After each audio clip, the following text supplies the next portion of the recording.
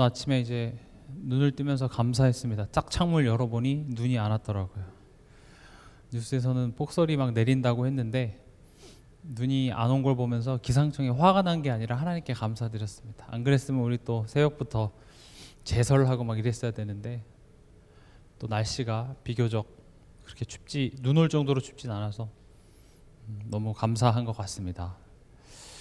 이제 12월입니다. 12월이 이제 2025년이 얼마 남지 않았죠. 여러분들이 한 해를 돌아보면서 또 2026년에 또 내가 어떤 한 해를 하나님께서 내게 응답으로 주실지 여러분들 기대하면서 마무리를 잘 하셨으면 좋겠습니다. 12월의 키워드 뭐였죠? 영적 회복 탄력성입니다. 완벽할 수는 없습니다. 넘어졌더라도 다시 일어나서 하나님께 돌이키는 것, 이게 신앙생활의 가장 중요한 키입니다.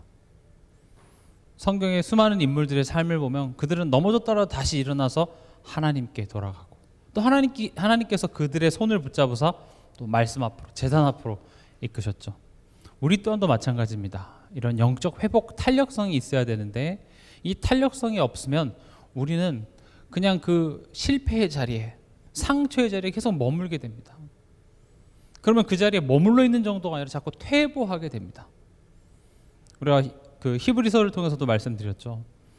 우리가 믿음의 닻을 내리지 않으면요 표류하게 되어 있습니다. 그냥 내가 더 나아가지 못하고 이 자리에 머물러 있는 것이 아니라 마치 바닷가에서 닻을 내리고 있지 않으면요 그 배는 정처 없이 떠나가게 되듯이 우리가 말씀의 닻을 내리고 있지 않으면요 언젠가는 되겠지, 그렇지 않습니다. 표류하게 되어 있습니다. 구원받은 하나님 자녀가 맞다면 지옥은 가지 않을지 몰라도 불신자같이 표류하면서 사는 인생의 열매는 맛봐야 되는 것입니다. 그래서 우리가 영적 회복 탄력성이 필요한데 그러기 위해서 지난 시간에 영적 근육에 대해서 말씀을 드렸죠. 얼마나 빨리 돌아오는가 알겠는데 내가 근육에 힘이 없으면요 돌아오고 싶어도 못 돌아옵니다. 넘어졌어도 바짝 이렇게 일어날 수 있는 거는 일어날 수 있는 근력에 있으니까 일어날 수 있겠죠. 여러분, 근육을 기르는 데 있어서 3대 요소가 있습니다. 우리가 근육을 기르는 데 있어서 그냥 근육이 생겨지지 않습니다. 훌륭한 그 헬스 트레이너의 강의를 듣는다고 근육이 자라나는 게 아니라 내가 헬스장에 가서 뭐라도 하나 들어야지 이제 근육이 생기는 거거든요. 그 3대 요소 중에 첫 번째가 뭐냐? 운동입니다.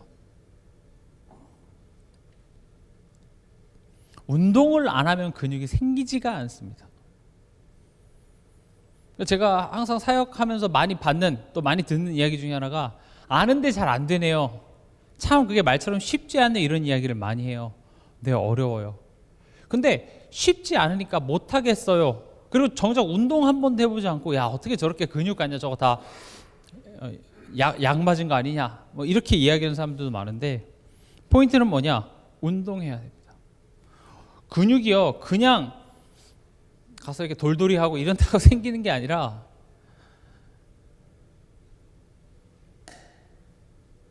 실패 지점까지 들어야 돼요.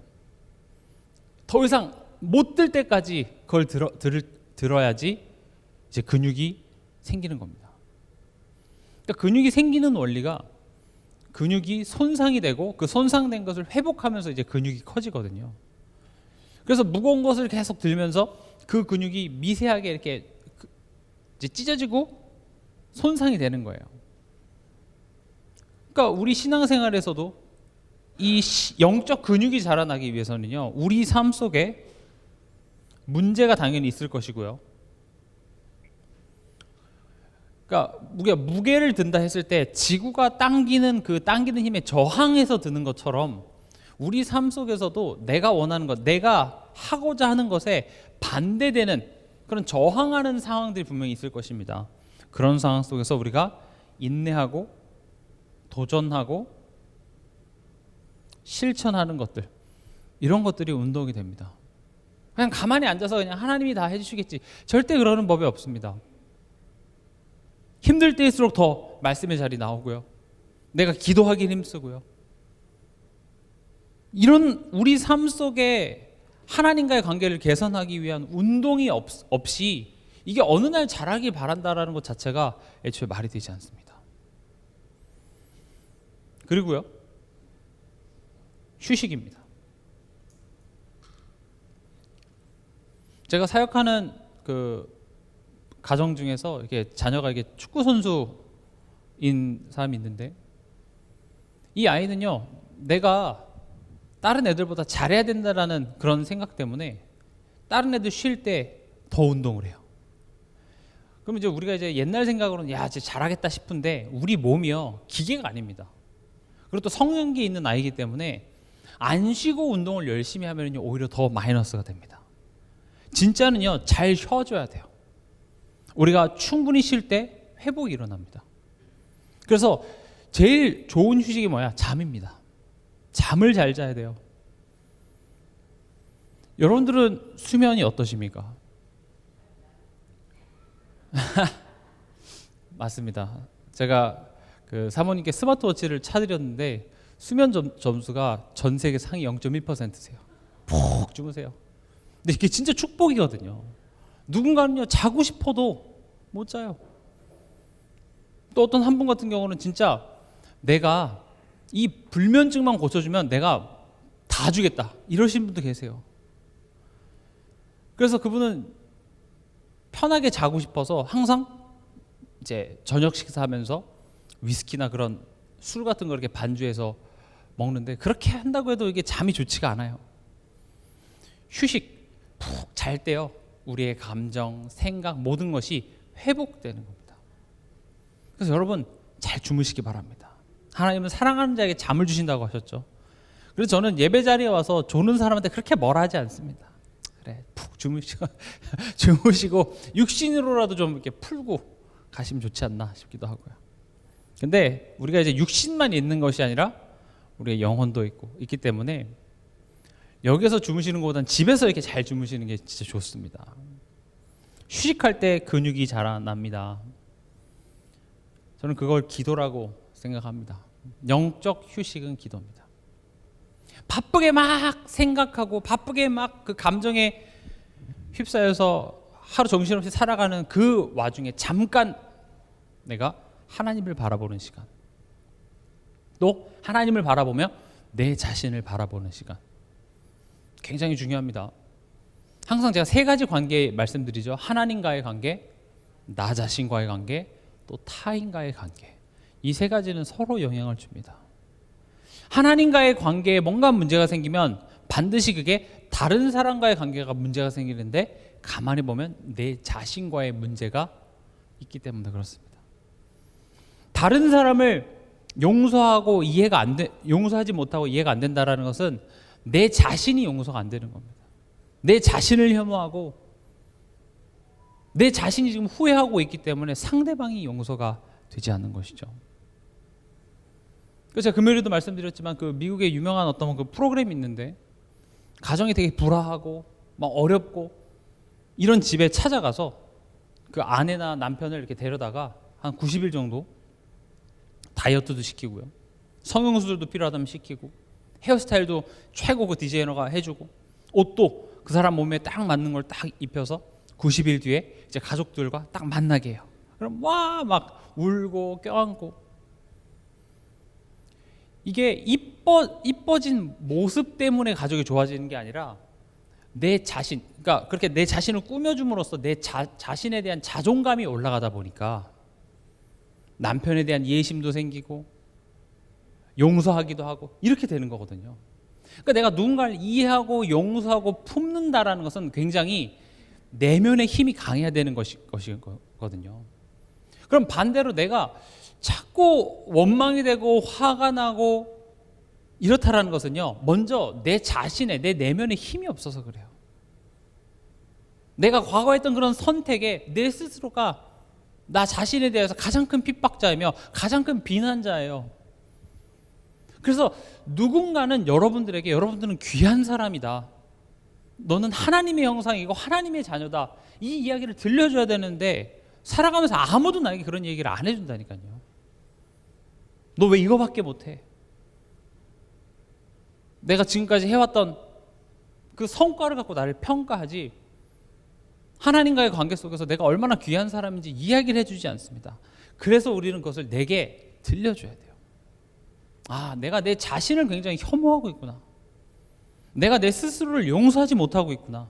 그래서 상대방이 용서가 안 되는 겁니다. 그게 보여지셔야 돼요. 기도라는 것은요, 그냥 뭔가 달라고 비는 차원의 행위가 아니라 잠깐 멈춰서 하나님 바라보고 내 자신 바라보는 겁니다. 이런 시간이 없으면 고장납니다. 분명히 고장납니다. 열심히 살아서 돈은 어느 정도 모아도 마음이 고장나 있고 몸이 고장나 있고, 마음이 고장나고 몸이 고장나면 무슨 의미가 있겠습니까?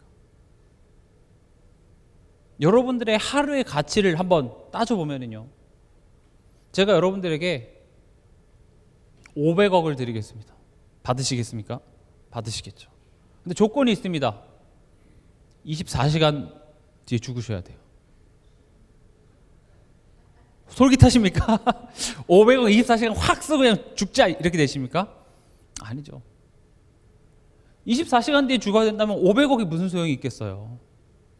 그 말은 우리의 하루가 그거보다 더 가치 있다라는 거거든요.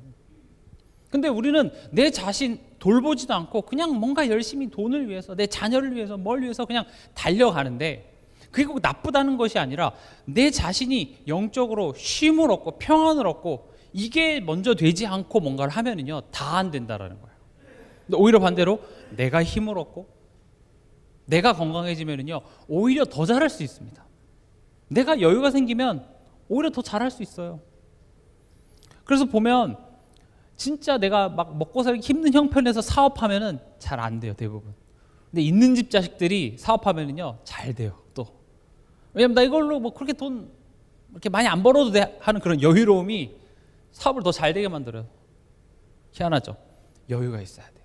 내가 자녀를 막 공부를 잘 시켜서 좋은 대학 보내야지 이런 부모보다 오히려 이렇게 서울대학이나 이런 데 보낸 부모들 특징이 뭡니까? 되게 여유로워요. 지 인생 지가 알아서 하겠죠. 이런 부모들이요, 자세들이 그래요. 마찬가지로 내가 여유가 있어야 됩니다. 한번 점검해 보시기 바랍니다. 나는 휴식하고 있는가? 기도를 뭔가 이렇게 행위적인 차원으로만 이해하지 마시고요. 그래, 내가 지금 이 시간 내 자신을 돌보고 잠시 내 감정에 쉼을 얻는 시간을 기도로 여러분들이 생각하신다면 기도는요, 좋은 겁니다. 그리고 영양이죠. 그 김종국이라고 가수인데 뭐 러닝맨에도 나오고, 근데 이제 이렇게 헬스 하는 걸로 되게 유명하죠. 그 김종국이 유명한 얘기를 했습니다. 먹는 것까지가 운동이다. 운동하고 끝나는 게 아니라 끝나고 뭘 챙겨 먹느냐까지가 운동이라고 이야기를 하고 있습니다. 우리에게 있어서요, 말씀이 우리에게 영양입니다. 말씀을 여러분들에게 넣어주시기 바랍니다. 그래서 이것을 할 수 있는 좋은 방법이 묵상이라고 말씀드렸죠. 말씀을 내 자신에게 비춰보는 시간. 그래서 이 묵상에는 세 가지가 있다고 말씀드렸습니다. 지금 현실의 어떤 그런 상황과 현실, 그 다음에 그것을 보는 나의 내면, 마음과 생각이죠. 그리고 거기에 이번 주 주시는 하나님의 말씀, 이것을 가지고 여러분들이 삶 속에서 생각해 보시기 바랍니다. 하나님도 아담에게 질문을 하십니다. 가인에게도 질문하십니다. 아담아 네가 어딨느냐. 질문하는 것은 하나님이 몰라서 묻는 것이 아니라 우리한테 생각해 보라고 얘기하는 겁니다. 그래서 묵상은 중요합니다. 생각해 보는 시간입니다. 그럴 때 우리의 영적 근육이 자랄 줄 믿습니다. 오늘 구역공과입니다. 오늘 구역공과의 내용은요, 아직도 요한복음 4장입니다. 빨리 나가야 되는데 중요한 부분들이 워낙 많아서, 이 지금 요한복음 4장은 그 사마리아 여인에게 예수님이 찾아가셨고, 예수님이 그 사마리아 여인을 만나 주셨는데, 그 사마리아 여인이 예수님을 만난 것으로 끝나는 것이 아니라 자기 마을로 다시 돌아가서 그 지역의 많은 사람들이 예수님을 믿게 되는 열매까지로 이어지는 것입니다. 그래서 오늘의 제목이 복의 근원의 축복이었습니다.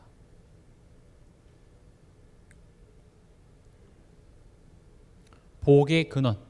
근원은 뭐죠? 시작점이 된다라는 것이죠. 하나님은 우리를 복의 시작점으로 세우셨습니다. 내가 너로부터 시작되게 할 거야.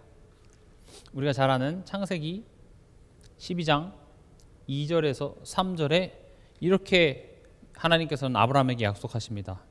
여호와께서 아브라함에게 이르시되 2절부터 읽어보겠습니다. 내가 너로 큰 민족을 이루고 내게 복을 주어 내 이름을 창대하게 하리니 너는 복이 될지라.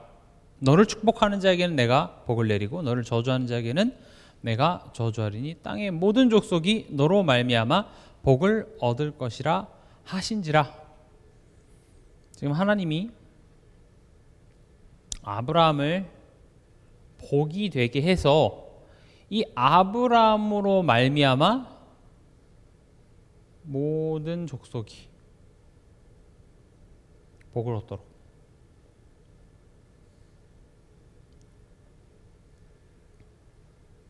이게 우리의 정체성입니다. 하나님이 이 땅에서 나 왜 살게 하셔?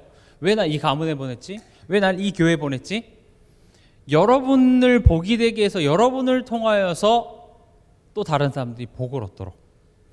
근데 우리가 이제 가정 안에서나 또 어떤 사람들과의 관계 속에서 우리가 항상 기대하는 것은 저 상대방이 내게 기쁨을 줬으면 좋겠어요. 저 상대방이 나에게 위로와 만족을 줬으면 좋겠는데 내 기대만큼 주질 않는 거예요. 우린 그게 이제 화나는 포인트거든요. 예를 들어서 내가 바깥에서 굉장히 회사에서 일 때문에 굉장히 복잡해서 집에 들어왔는데 아내가 그런 부분들을 좀 같이 덜어서 같이 그 짐을 져줬으면 좋겠는데 져주지는 못할 망정 오자마자 막 이렇게 긁으니까 어떻게 해요? 더 복잡한 거예요. 좀 그만 좀 얘기해. 나 복잡하고 힘들어 죽겠어.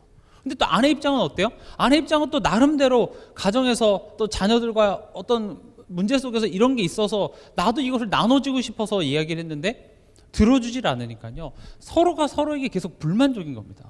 그러니까 우린 기도하는 거죠. 하나님, 저 인간을 좀 바꿔주셔서 나한테 힘을 주게끔 하나님이 좀 만들어주세요. 저 인간을 좀 바꿔서 저 인간이 나의 기쁨이 되게 좀 해주세요.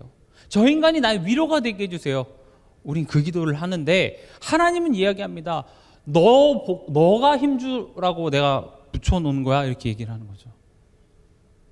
직무유기인 거예요. 사실은 내가 줘야 되는데 네가 나한테 안 준다고 우리는 이게 항상 화가 나 있는 거예요. 근데 복의 근원의 축복이 뭡니까?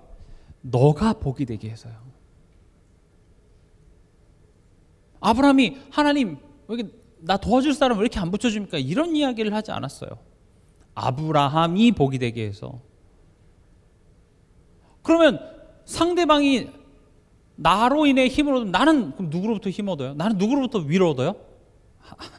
하나님한테 얻어야죠. 하나님으로부터 내가 힘을 얻고 하나님으로부터 내가 위로 얻어서 거기서 받은 여유와 평안함을 전달할 자로 하나님이 나를 부르셨습니다.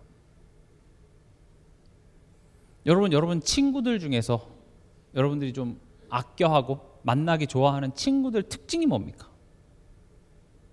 나 요즘 힘들잖아. 근데 그럴 줄 알았어. 이런 사람은 우리는 가까이 하고 싶지 않습니다. 그렇죠? 내 편 대주고 내 얘기 들어주고 이런 사람이 좋죠. 여러분은 어떻습니까? 여러분 가족들에게, 여러분 주변 사람들에게 어떤 사람입니까?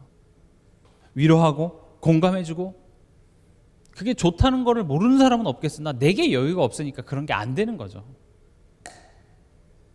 내가 힘이 없는 거예요. 그래서 여러분들이 힘을 얻으셔야 돼요.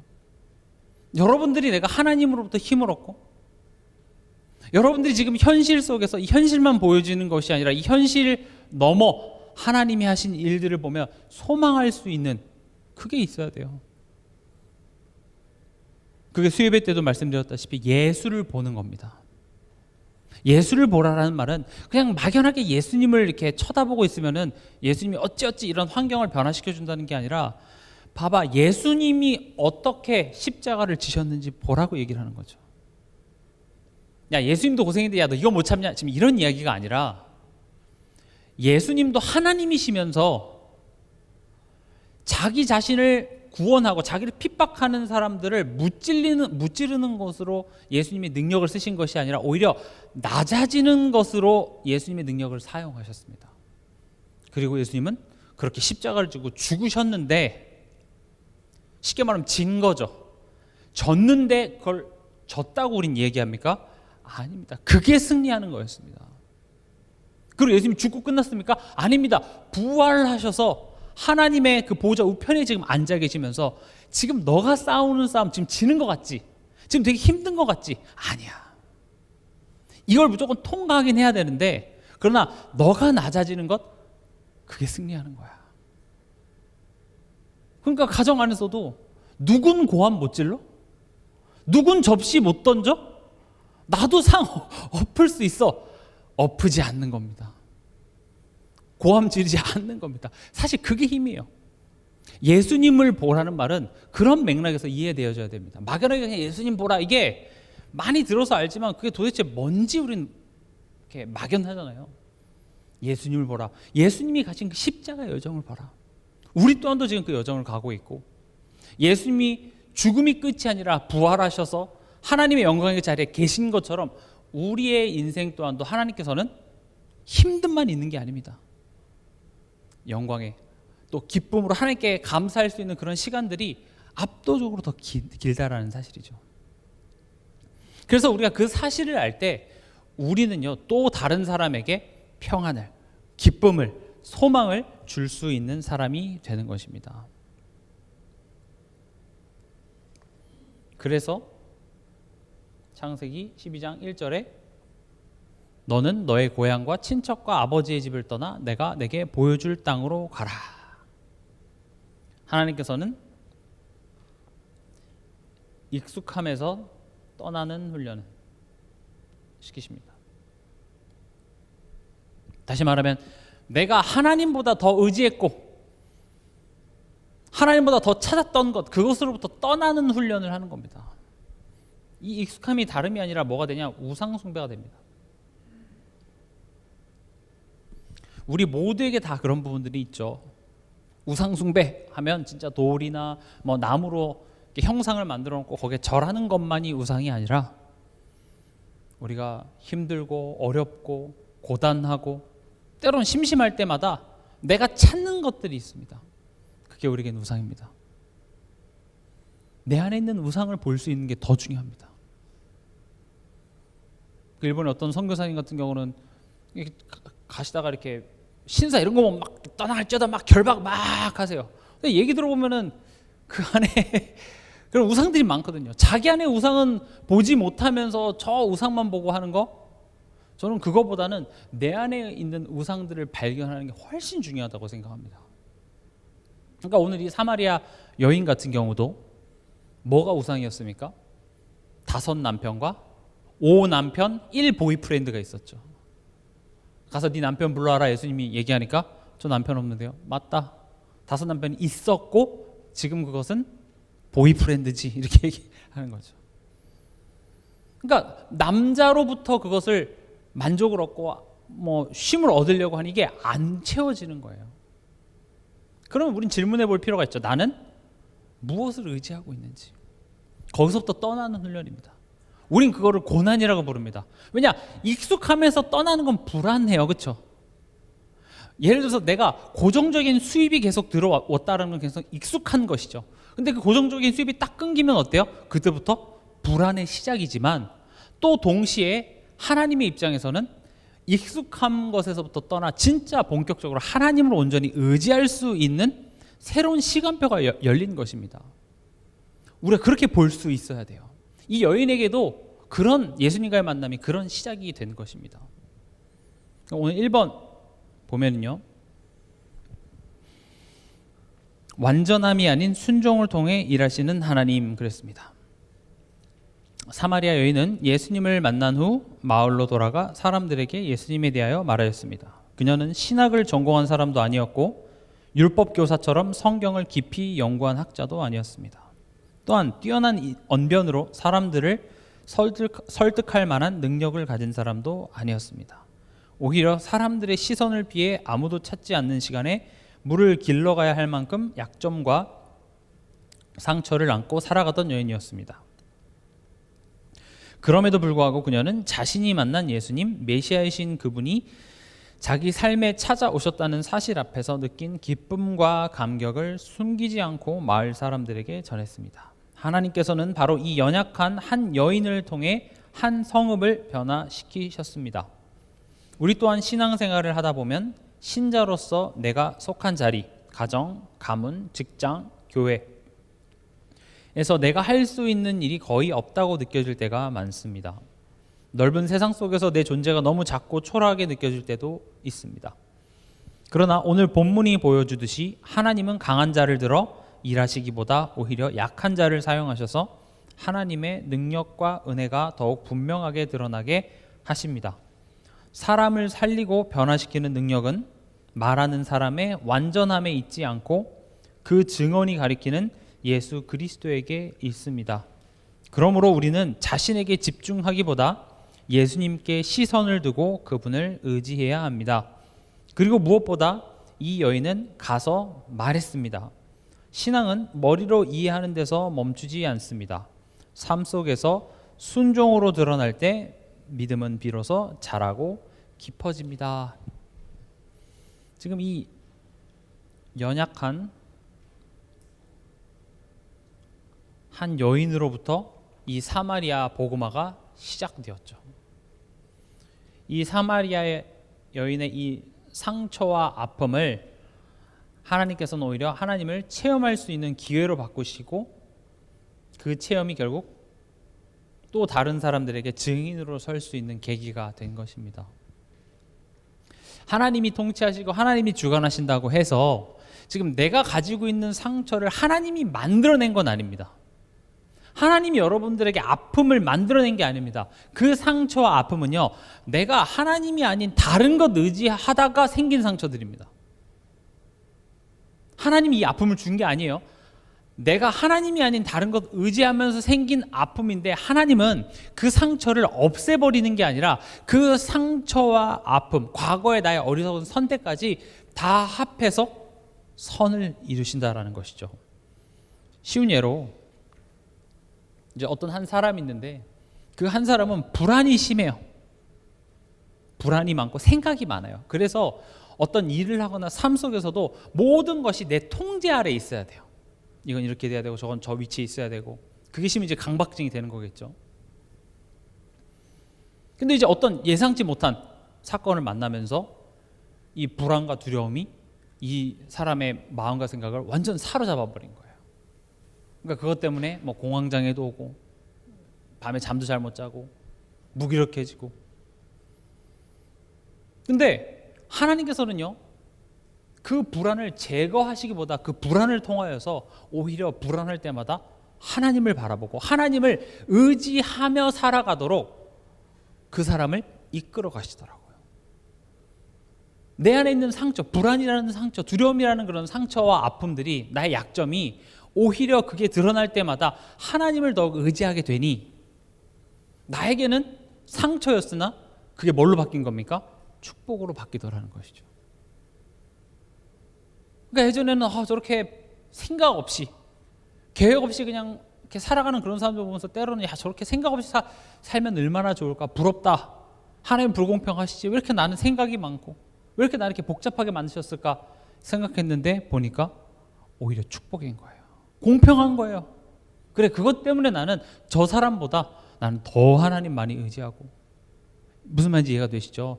우리의 상처와 아픔을 하나님께서는 없애는 정도가 아니라 그것을 가지고 더 큰 축복으로 만들어내실 수 있다. 그래서 기도하는 사람이야말로 염려 많이 하고 불안한 사람이 기도의 사람이 될 확률이 높습니다. 생각이 많으십니까? 걱정이 많으십니까? 여러분, 기도의 사람이 될 준비가 된 사람입니다. 걱정이 들 때마다 뭘 하면 돼요? 기도하면 돼요. 얼마나 좋습니까?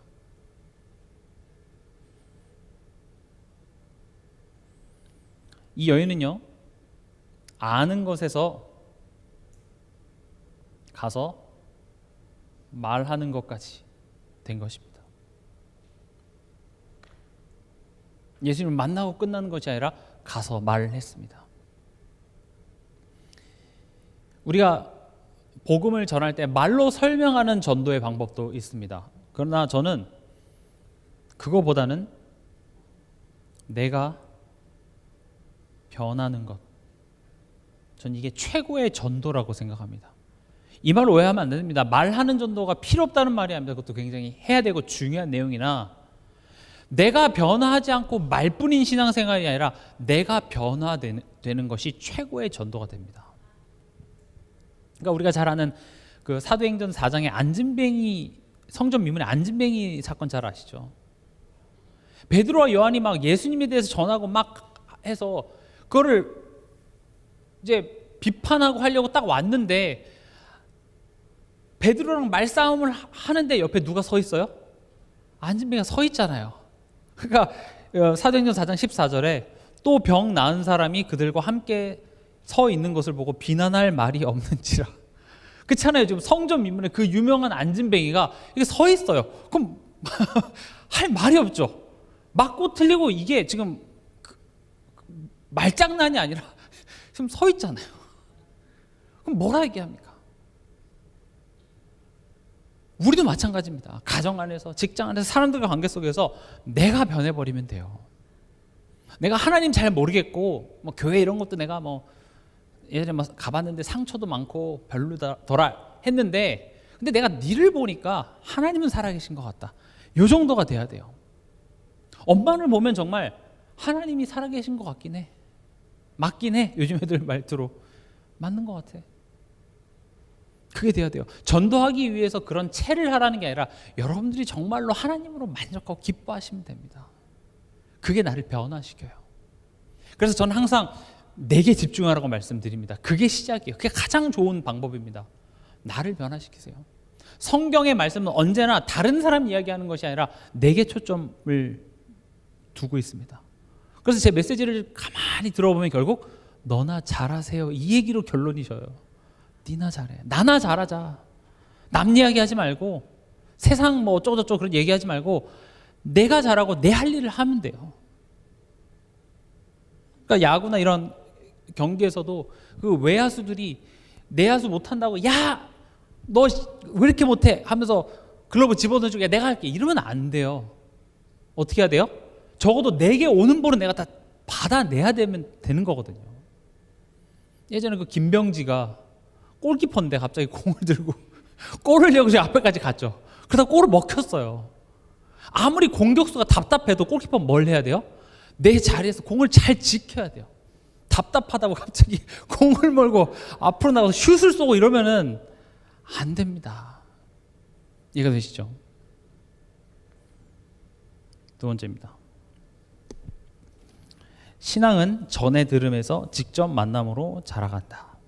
사마리아 사람들은 이 여인의 이야기를 통해 예수님을 만나게 되었습니다. 그러나 그들은 거기서 멈추지 않았습니다. 오히려 예수님께 더 머물러 주시기를 간청하며 그분의 말씀을 직접 듣기를 원했습니다.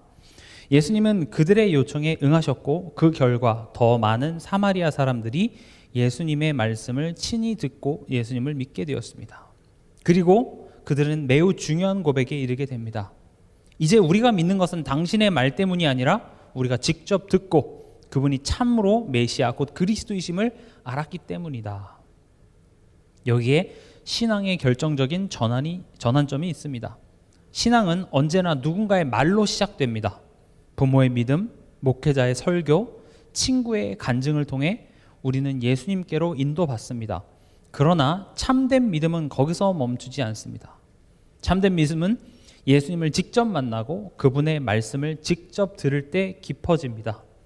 다른 사람의 신앙은 나를 예수님께 데려다 줄 수는 있지만 예수님을 대신 만나줄 수는 없습니다. 결국 우리는 각자 예수님의 음성을 듣고 그분을 나의 구주로 고백하는 자리로 나아가야 합니다. 그때 신앙은 전해 들은 이야기에서 벗어나 삶을 붙드는 확신이 됩니다. 지금 보시면 이 사마리아 사람들이요 굉장한 내용을 고백을 합니다. 지금 이 사마리아 여자가 야 저분이 메시아야, 저분이 내 과거의 일을 다 맞추셨어 라는 말을 듣고 예수님한테 갔다가 예수님의 말씀을 듣고 너무 놀라운 거예요. 그래서 예수님한테 여기서 좀 오래 계시죠. 그래서 예수님이 거기에 계시면서 말씀을 전하는데 수많은 더 많은 사마리아인들이 와서 여기 이렇게 성경에 이렇게 되어 있습니다. 41절에 예수의 말씀으로 말미암아 믿는 자가 더욱 많아. 그리고 이제 놀랍죠. 이제 그 사마리아 여인에게 말합니다. 우리가 믿는 것은 너 말 때문이 아니라 이제는 우리가 직접 예수님한테 들어보니 예수님이 참으로 세상에 구주신 줄 알았다. 와, 저는 이 고백이 참 너무 훌륭한 고백이라고 생각했습니다. 우리 믿음의 자람은요, 그 시작은 당연히 우리가 어떤 전도자나 또 다른 사람을 통하여서 이렇게 예수님을 영접하게 되는 거죠. 그러나 신앙의 자람은요, 오늘 본문에도 얘기했듯이 말씀을 들음을 통해 직접 들어야 됩니다. 우리가 어떤 사람 때문에 교회 분위기나 교회 프로그램 때문에 교회에 올 수는 있습니다. 그러나 결국 그 사람이 믿음 앞에 자라나기 위해서는요, 하나님의 말씀이 내게 들려줘야 되는 겁니다. 야, 니네 교회 좋더라. 야, 니네 교회 찬양 잘하더라. 야, 니네 교회 사람들 좋더라. 니네 교회 점심 맛있더라. 그런 것들이 교회에 계속 오게 만드는 어떤 미끼 상품은 될 수 있을지 몰라도 결국 그 사람이 하나님 앞에서 신앙이 자라가게 하기 위해서는 말씀이 들려줘야 되는 거예요. 그 미끼 상품이 이제 없어지고 매력이 없어지면 그 사람들은 반드시 교회를 떠나게 돼 있습니다. 사람 때문에 교회 왔던 사람은 사람 때문에 실망해서 교회를 떠나게 되고요. 어떤 프로그램과 분위기 때문에 오는 사람은 그 분위기가 안 좋아지면 떠나게 돼 있습니다. 그러나 그것 때문에 왔다가도 말씀이 그 사람의 심령, 그 사람의 삶에 딱 꽂히는 그 순간 어떤 문제가 와도 흔들리지 않는 사람이 되는 것이죠. 그래서 우리 삶 속에서 말씀 운동이 중요합니다. 우리 동산교회가 어떤 프로그램 재밌는 것도 물론 있어야 됩니다. 그게 필요 없다는 게 아니라 그런 부분도 필요하지만 결국 우리가 집중해야 될 부분은 말씀이 내게 들리는가, 얼마나 이 성경의 말씀이 내 개인에게 정말 하나님이 개인적으로 주시는 그런 말씀으로 내게 꽂히는가, 들리는가, 이 부분에 있어서는 저는 우리 동산교회가 최고가 됐으면 합니다. 저도 그것을 위해서 노력하고요. 제가 막 그렇게 막 재밌는 사람은 아니거든요. 여러분들 막 나와서 웃겨주고 막 재밌는 프로그램 이런 거는 잘 못하겠지만 하나 제가 지금 최선을 다해서 하는 게 뭐냐면 이 성경의 내용을 어떻게든지 간에 여러분들 삶에 적용하려고 저는 그것을 노력을 하고 있습니다. 좀 노잼일지 몰라도 결국 믿음이 자라나는 가장 큰 핵심이 뭡니까? 내가 네 말 듣고 왔지만 결국 예수님 말씀 들으니 내가 예수님이 그리스도인 줄 알았다. 요게 돼야 돼요. 사마리아 여인이 야, 네 덕이다가 아니라 결국 예수님의 그 말씀으로 인하여서 나가게 되는 우리 동산교회는 전 그거 했으면 좋겠습니다. 뒤가 안 나오는가? 어차피 거의 지금 시간이 다 됐기 때문에 여기 보면 친히 듣고 직접 듣고 되어 있습니다. 여러분들이 말씀을 들으면서 오늘도 하나님 내게 말씀하시옵소서, 이게 돼야 됩니다. 그러니까 어떤 분들은요, 어쩜 목사님이 저렇게 딱 내 상황에 맞게 말씀을 주시지? 여러분 그런 경험 있으시죠? 어느 날은 이거 목사님 누가 내 얘기 목사님한테 했어? 집사님 목사님한테 내 얘기 했어?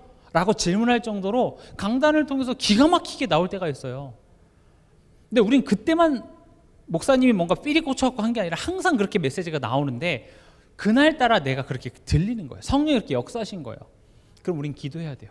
하나님, 오늘 강단에서 선포되어지는 말씀이 지금 내게 분명히 주시는 말씀이 있을 텐데 내게 들을 길을 열어주시옵소서. 또 목사님을 위해서도 기도하시기 바랍니다. 목사님도 사람입니다. 그렇기 때문에 여러분들이 같이 기도하고 영역을 더해달라고 기도하시면서 그렇게 성령이 역사하는, 성령이 함께하는 그런 강단이 되어졌을 때 우리 동산교회가 건강해지고 회복될 줄 믿습니다. 세 번째로 마지막입니다. 직접 확인했습니다. 예수가 세상의 구주심을. 나오죠? 이번 주 금요일에도 잠깐 말씀드렸지만 예수님이 통치하십니다. 하나님이 내 삶을 통치하십니다. 그러나 우리는 돈이 통치하고 있는 세상을 살아가고 있습니다. 돈이면 다 될까요? 다 됩니다. 돈이 최고입니다. 어디 안에서요? 자본주의 시스템 안에서는 돈이 최고예요. 그러나 그 자본주의 시스템 안에 있기 때문에 돈이 최고지, 진짜 돈이 다 해결하고 돈이 다 돼서 최고가 아니라 자본주의 안에 있기 때문에 그래요. 실제로는 뭡니까? 하나님이 통치하십니다. 로마 황제가 다스리는 로마 안에 있기 때문에 황제가 모든 것을 다 통치한다고 생각하기 쉬우나 모든 것을 통치하시는 분은 하나님이십니다. 여러분, 하나님이 내 인생의 통치자라고 믿으시죠? 믿는다면, 하나님이 내 인생의 주인이고 통치자라면 우리는 어떻게 해야 되겠습니까? 어떻게 해야 되겠습니까? 그 통치자의 말을 들어야겠죠. 그렇죠? 하나님이 내 삶을 이끄시는 주인입니다라고 이야기를 하고 그분의 이야기를 듣지 않는다라는 것은 말은 하지만 실제로 그분을 통치자로 인정하지 않는 게 되는 것입니다. 그럼 나는 정말 하나님을 통치자로 내 삶의 주인으로 인도하고 계십니까? 인정하고 계십니까? 아마 못할 때가 많습니다. 그래서 여러분들이 삶 속에서 확인해야 하는 겁니다. 하나님이 내 삶의 통치자이십니다. 그리고 그분을 듣기를 힘써야 합니다. 말씀을 맺겠습니다. 복의 근원의 축복. 연약한 한 사마리아 여인을 통하여서 사마리아 그 성읍을 하나님께서는 복음화 하셨듯이 여러분 한 사람을 하나님께서는 복의 근원이 되게 하여 여러분을 통하여서 여러분들의 가정, 가문, 직장, 교회 살리시기 원합니다. 이번 한 주간도 이 축복 누리며 승리하는 한 주간 되시길 주님 이름으로 축원합니다.